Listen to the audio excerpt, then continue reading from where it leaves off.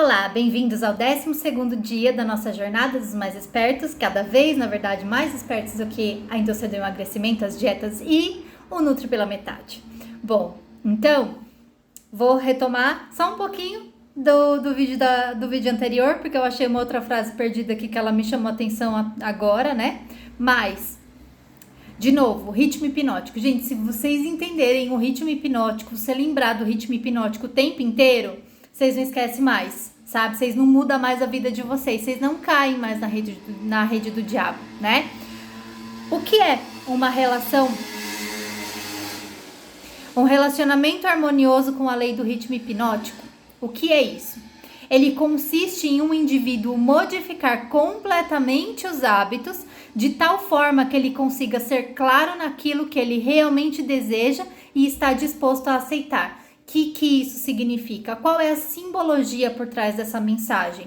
Lembra, de novo, é propósito definido. Você começa a entender qual é o seu propósito e aí você percebe que todas as suas atitudes, quando você tem esse propósito maior, todas as suas atitudes, elas vão precisar ter harmonia com esse objetivo maior. E você começa a pensar e fazer o tal do sacro ofício. Não à toa que essa mensagem caiu hoje, né? Fiz um Reels lá no Chega de Nutri também falando do símbolo, da simbologia, do significado realmente do que é sacrifício. Seria uma entrega sagrada. Você abre mão porque você quis, porque você percebe que aquilo não faz diferença para você, né? Aliás, vamos aqui deixar bem detalhado e bem esmiuçado pra gente não entrar naquela coisa de distorcer um pensamento ou uma fala. Ai, gente, tá difícil hoje, viu? Aqui, gravar vídeo com esses vizinhos possuídos. Enfim, né? Voltando.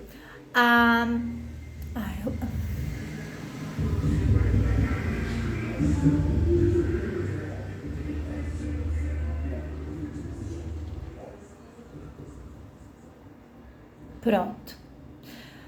Então, a gente precisa trabalhar muito na nossa cabeça que, lembra, o que vamos aproveitar, vou pegar essa data de hoje para falar sobre a tríade Pai, Filho e Espírito Santo, o número 3, a simbologia do número 3. É como se fosse um número sagrado. Por quê? Porque tem o uno e tem mais duas pontas. Os dois são os dois extremos. Os dois extremos estão conectados com esse uno. E aí a gente não fala do caminho do meio? O caminho do meio não seria para tentar chegar de encontro com esse uno? E por que é que a gente fica tentando oscilar entre um extremo e outro e acha que tem que abraçar um dos extremos e casar com ele?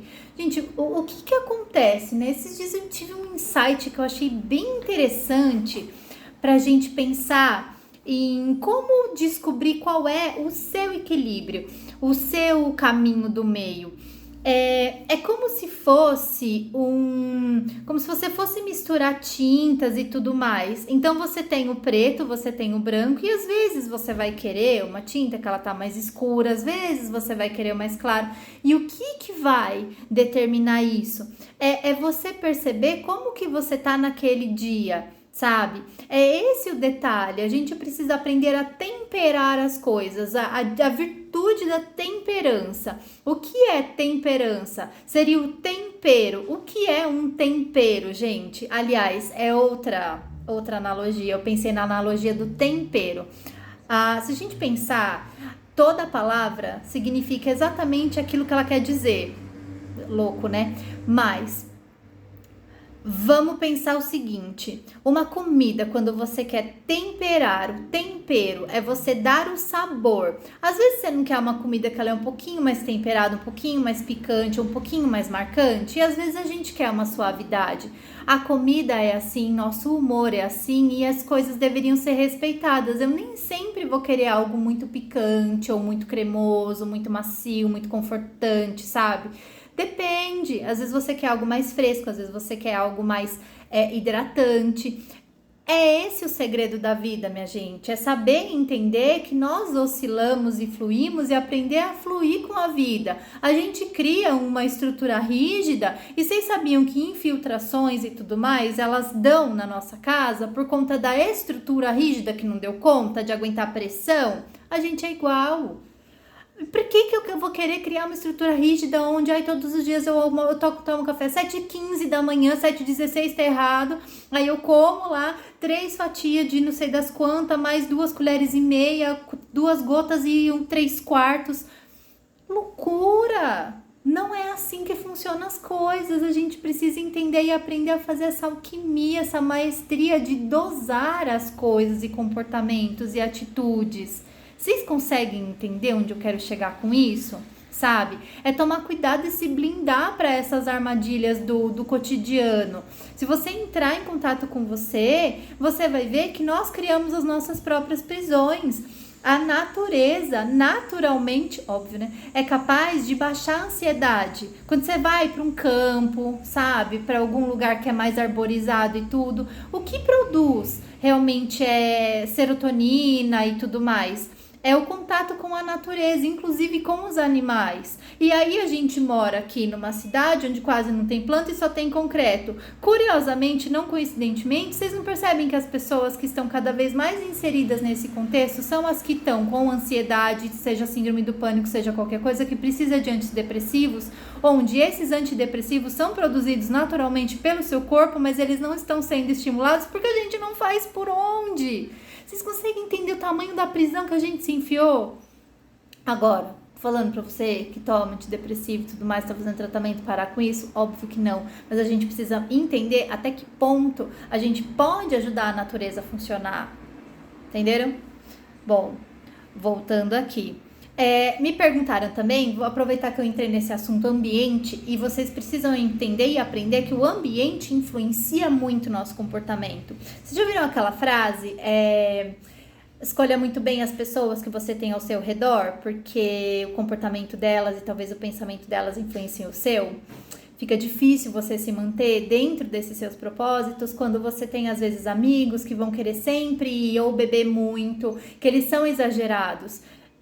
Começa a não ficar ressoante, você vira o chato do rolê. E aí você se sente mal às vezes, porque você tá muito bem pleno, você não tá sendo mais tentado pelo ambiente, às vezes você sabe que tá tudo bem, mas fica chato, porque o outro, você não vai comer nada, você não vai beber nada, mas você só vai comer isso, mas não sei o que, as pessoas ficam incomodadas. Quando a gente muda, a gente incomoda algumas outras pessoas. Talvez a gente inspire algumas a seguir nosso processo, ou a gente incomoda aqueles que querem mudar, mas não acham que não conseguem, ou não estão prontos, ou não querem fazer esse sacro ofício, que é você entregar algumas coisas que você mesmo vê que é em teu benefício. Exageros contínuos não vão te fazer bem, né? Eu vi um vídeo muito interessante da Rita Lobo e é um pensamento parecido que eu tenho, sabe?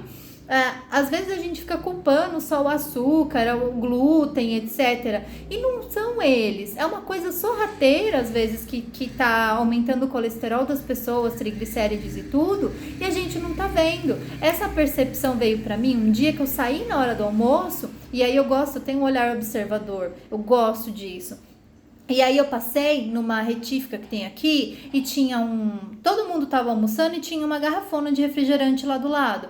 Aí eu passei na frente da Prevent Senior que eu moro aqui perto, e aí tinha uma menina esperando o carro, que seja o ônibus, não sei, e ela tava tomando uma Coca-Cola do outro lado da rua, os refrigerantes das pessoas. Era quase todo mundo na rua tomando refrigerante, tipo, na hora do almoço. O que eu quero dizer? Quantas vezes você começa a observar agora que vocês estão mais espertos do que a indústria e tudo mais, agora quando vocês forem comer fora, começa a observar não só o prato das pessoas, né, mas observar com o olhar de observador, não de julgador, porque não é essa a intenção, né, vê quantas pessoas pedem ou suco de laranja, algumas até adoçam, outras não. Quando adoça, é uma ingestão de energia extra ali, ou elas tomam refrigerante. E aí, se às vezes ela almoça todos os dias ali, faz as contas depois. E ela tá habituada às vezes, entende onde eu quero chegar? É aquilo que você faz todos os dias e não percebe. É energia extra que você tá colocando pra dentro de você. E eu tenho na minha cabeça, mas isso é uma coisa minha, tá, gente? Eu acho que o nosso corpo não metaboliza bebidas da mesma maneira que ele metaboliza comida. Eu acho que o metabolismo de bebida líquida, mesmo sem fibras, ele tem um mecanismo que deve ser extra de absorção, que é para água, porque a única coisa líquida natural é a água ou a água de coco. Não tem outro tipo de bebida mais. Então eu acho que o metabolismo das bebidas, ele deve ter um outro caminho que ele não estimula, ou eu sei lá. E aí esse tipo de bebida interfere. Ele deve, eu não sei, é uma percepção minha que se alguém quiser estudar isso um dia pra frente, né? Fica aí a dica, porque estudar eu não vou, porque eu não sou, meu trabalho é falar. Meu trabalho não é ficar lá enfiada com a cara nos estudos para fazer pesquisa, não, porque eu não tenho coração para isso. O negócio é aqui, com vocês. Mas eu percebo que quando eu vou ver com alguns pacientes, quando eles têm triglicérides alto e tudo mais e bagunçou, vai investigar, não é a comida. A pessoa tá tomando refrigerante demais. E refrigerante, desculpa, gente, eu gosto muito de coca, sabe? Mas nem refrigerante, nem suco, mesmo natural. A gente não foi feito para ficar bebendo bebidas adoçadas, seja o adoçado artificialmente, como o próprio açúcar da fruta que tem. Mas não é saudável? Sim, é, mas a frequência e o metabolismo dele é diferente. Sabe, a fruta, ela é íntegra e ela é daquele jeito porque ela tem todos os nutrientes envolvidos para fazer a absorção daquilo de forma devagar. No suco, a gente extrai e joga o bagaço fora, e toda a questão também de outras coisas que vão estar inseridas, que vão embora junto com esse processamento. Vocês conseguem me entender? É para excluir da vida, eu não prego exclusão de nada. Não acho que a gente tem que ir por esse caminho. Hoje vocês viram que o texto foi muito mais nutricional do que outra coisa, né? Porque acho que era para ser assim, né? Mas enfim, viajei aqui hoje. Mas o que a gente precisa? Qual é a mensagem desse vídeo, sabe? É perceber a atuação do ritmo hipnótico na nossa vida, sabe? Aquilo que às vezes você começa fazendo sempre no mesmo dia, vocês precisam começar a prestar atenção. Às vezes você começou a comer fora, um dia você cedeu e aceita refrigerante? Sim, aceita sim. Ou então você chega em casa, toma um copo. Todo dia quando você chega no mesmo horário, sabe? É aí que vocês têm que começar a observar. Mesma coisa, sobremesa. Quantas vezes vocês... Nossa, ai gente, olha, vocês precisam aprender a ser observador da vida também, que é interessante. Nessa mesma pessoa quando ela come fora, vocês já viram como é que é o caixa de padaria ou de restaurante e outras coisas? Tem um monte de doce, né? Quantas vezes você passou reto ali e não pegou nada? Às vezes a gente sempre pega alguma coisa, sabe? Então, começa a ficar atento para esse tipo de situação, tá? Então, o que eu vou também fazer? Já que eu falei da natureza, a gente precisa também prestar atenção que neurotransmissores... a produção de neurotransmissores, tanto com serotonina, dopamina, todos eles, é influenciada por alguns fatores. E às vezes a gente busca só na comida ou em alguns outros comportamentos, atitudes, óbvio que inconsciente, que vão tentar recompensar esses neurotransmissores. E existem outras maneiras que a gente precisa aprender a desenvolver para poder buscar esses neurotransmissores no lugar correto, certo? Vou deixar no grupo essa tabela para vocês verem, tá bom? E vamos lá, vamos começar a observar, ser um bom observador dos próprios hábitos, né? Não sei quem preencheu ou não Roda do Progresso, mas que hábito que tá lá que você pode melhorar? É aquilo, fazer todos os dias e fazer mesmo às vezes sem vontade, mas é importante. Ou, se você quer fazer isso, né, para que essa coisa não se torne um hábito, você pode até fazer ela todos os dias, mas não repita no mesmo horário, né? Tenta dar uma burlada nessa lei, porque aí ela não te pega, entendeu? A gente precisa ser muito mais esperto, muito. E você só vai ser esperto consciente. Você precisa estar consciente de todos os seus hábitos e consciente também das regras. Primeiro a gente aprende as regras, né, da saúde. Depois a gente quebra as regras. Quais são as regras? É simples. Observa seu consumo de frutas, verduras e legumes. É tudo aquilo da roda do progresso, gente. Tudo aquilo. Observa seu consumo de água, observa se você está se movimentando o suficiente, observa como é que tá a sua fome, sua saciedade. Você está comendo mais pela fome ou mais por vontade? Entendeu? É o segredo de tudo. Tá naquela roda. Se você começar a prestar atenção em todos aqueles fatores, quando você começar a perceber que alguma coisa está estranha, faz a roda do progresso. Você vai ver onde você precisa dar atenção. Você fala assim, nossa, me pegou, né? Esse ponto de equilíbrio que a gente tem, ele muda com o tempo. E é isso que a gente precisa entender, sabe? A gente cresce de alguma outra maneira, de um jeito psíquico que seja. Algumas coisas da vida vão demandar mais energia ou não. E você, sem perceber, você pode começar a dar mais energia para lá, menos para cá. E aí alguma área fica deficiente, entenderam? Roda do progresso é igual moedinha que você tem na vida. Você tem uma quantidade de moedinha que é sua energia vital. E você precisa aprender a distribuir ali naquela roda de forma que não fique sobrecarregada muito uma, porque aí o que você dá de excesso para uma desvitaliza a outra. Vocês conseguiram acompanhar o raciocínio aqui? Então hoje, óbvio, mensagem muito mais nutricional e comportamental do que do livro. Por quê? Porque a gente precisa aprender a usar tudo isso que eu acabei falando com vocês para aplicar na vida, tá bom? Qualquer dúvida, se vocês quiserem falar comigo, o grupo tá aberto, sempre, me acessem mais uma vez e deixem lá também, né, o que vocês esperam, o que vocês gostariam de saber mais, sei lá, e outras coisas. Lembrando que, dependendo do material, se for de boas escolhas, de como saber fazer escolhas, isso é outro tipo de vivência que a gente vai fazer, tá? Porque é complexo para tentar abordar aqui em tão pouco tempo. E eu acho que precisa ser na prática, porque quando você ouve, você não esquece. Quando você ouve e faz, aí você grava de verdade. Quando você ensina outra pessoa, aí, minha filha, você já tá feito na vida, né? Então, um beijo e até amanhã.